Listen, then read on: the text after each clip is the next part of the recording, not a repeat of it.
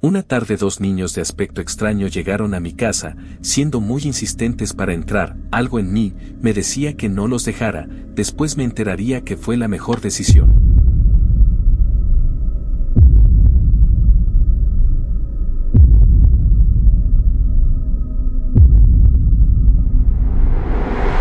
Era una tarde de otoño inusualmente silenciosa, donde el único sonido era el crujir de las hojas secas arrastradas por el viento. El timbre sonó, no una, sino 3 veces seguidas, con una urgencia que cortó la paz del crepúsculo. Al abrir la puerta, el aire se volvió gélido. Frente a mí había 2 niños. Su delgadez no era normal, sus huesos parecían querer escapar de una piel translúcida y cetrina, como papel de arroz viejo.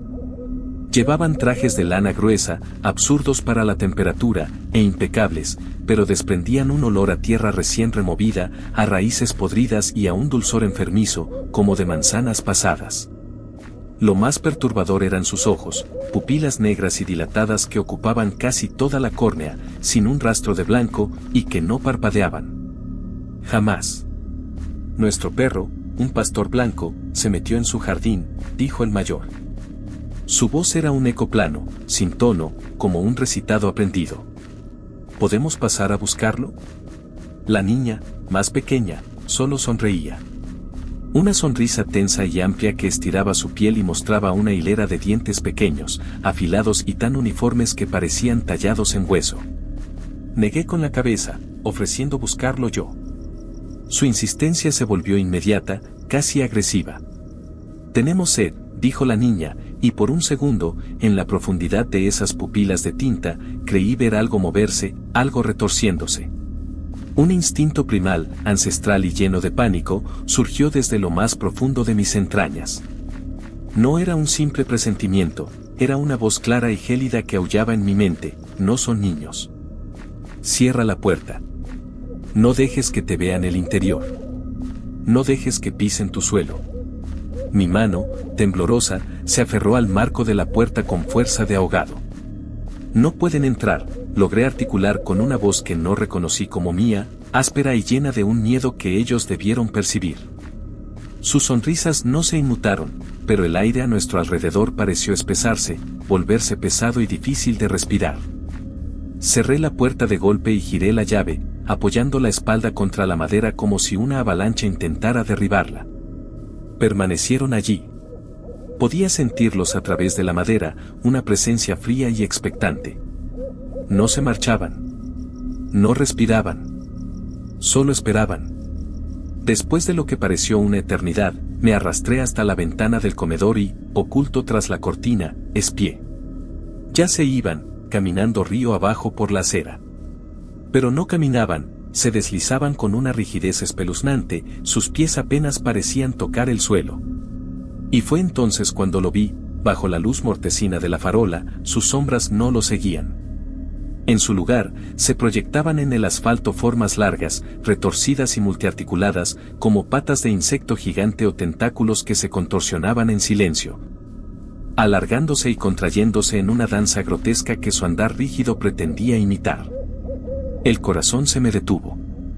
No eran niños. Nunca lo fueron. La noticia estalló a la mañana siguiente. La familia Ramírez, en la casa del número 42, había sido encontrada en circunstancias que el periódico calificó de indescriptibles. Los forenses, según el rumor que corrió como la pólvora, estaban perplejos. Los cuerpos presentaban unas marcas extrañas, como si hubieran sido succionados hasta la deshidratación, con la piel pegada a los huesos y cubierta de un residuo viscoso y dulzón. Todas las puertas y ventanas estaban cerradas por dentro, sin signos de fuerza. Pero en el suelo de la cocina, entre el desorden, la policía encontró huellas. Huellas pequeñas, de pies descalzos y embarrados, que no llevaban a ninguna parte, simplemente se detenían en el centro de la habitación, como si sus dueños se hubieran esfumado en el aire. Y el olor, decían los primeros respondedores, era inconfundible, tierra húmeda y el dulzor penetrante de la carroña. Fue en ese momento de horror colectivo cuando mi experiencia personal adquirió una dimensión aterradora. Aquel instinto no me había salvado de un simple peligro, me había salvado de una pesadilla con forma de niño. Me había protegido de lo que fuera que acechaba detrás de esas máscaras de infancia, de esas entidades que buscaban una invitación para cruzar el umbral y hacer su nido. Ahora, cada noche, reviso las cerraduras una y otra vez. Y en los momentos de más profundo silencio, cuando el viento golpea una rama contra la ventana, sueño con el timbre. Sueño con abrir la puerta y verlos allí, con sus sonrisas eternas, sabiendo que la próxima vez, esa voz en mi interior podría no ser lo suficientemente fuerte. Y lo peor, la pregunta que me carcome por dentro, ¿a qué casa habrán ido después de la mía? Las semanas siguientes se convirtieron en un suplicio de sonidos imaginarios. Cada crujido de la madera de la casa era un paso furtivo. Cada golpe de viento contra la persiana era un arañazo deliberado. Ya no dormía, solo caía en un estado de agotamiento punzante, poblado de sueños en los que aquellas sombras multiarticuladas se enroscaban alrededor de mis tobillos, arrastrándome hacia un hoyo frío y dulzón. La terapia no ayudaba. ¿Cómo le explicas a un psiquiatra que tu trauma no son dos niños, sino las sombras que proyectaban? Me diagnosticaron estrés postraumático severo y me recetaron pastillas que solo conseguían tranquilizar los bordes del miedo, pero no su núcleo helado. Mi única obsesión se convirtió en la investigación. Pasaba las noches en vela, frente a la pantalla azulada del ordenador, buscando en foros marginales y archivos de periódicos locales antiguos. Encontré un patrón. Cada 40 o 50 años, en esta misma zona, surgían historias similares, desapariciones o muertes extrañas precedidas por el avistamiento de niños pálidos o pequeños mendigos silenciosos. En 1923, un granjero escribió en su diario sobre dos hermanos que buscaban refugio de una tormenta y que, tras ser rechazados, al día siguiente encontraron todo su ganado vaciado, como uvas chupadas. Solo piel y hueso. La descripción del olor era idéntica, dulzón y fétido. No eran imitadores. Era la misma cosa, reapareciendo una y otra vez, como una cosecha macabra. La paranoia me llevó a tomar medidas extremas. Pinté símbolos de protección que encontré en un grimorio digital alrededor de las puertas y ventanas con tiza blanca. Colgué campanillas de viento de hierro en cada entrada. Llené los alféizares de sal gruesa. Mi casa se estaba convirtiendo en una fortaleza contra lo invisible, y yo en su guardián enloquecido. Una noche, tras una pesadilla particularmente vívida, bajé a la cocina por agua. Al pasar frente a la puerta principal, algo brilló en el suelo, junto al umbral. Me agaché, el corazón latiéndome en la garganta. Era un pequeño botón de nácar, del mismo tipo y color que los que llevaban en sus abrigos anticuados aquellos niños. No había estado ahí antes. Lo revisaba todo cada mañana.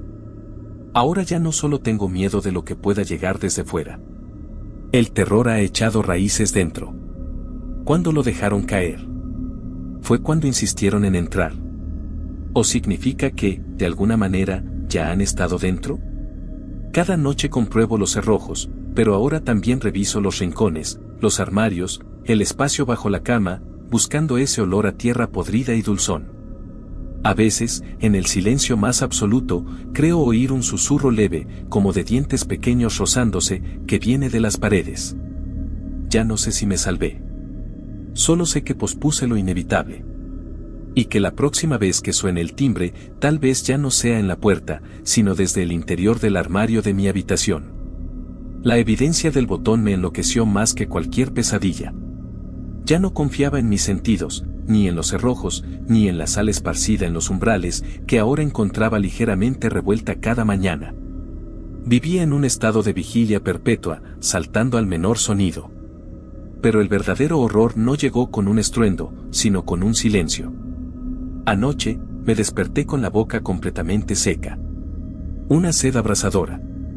Bajé a la cocina, mis pies descalzos sintiendo el frío de la madera. La casa estaba en un silencio anormal, tan denso que parecía absorber el sonido de mi propia respiración. Mientras llenaba un vaso de agua, mi mirada se posó en la ventana que daba al jardín.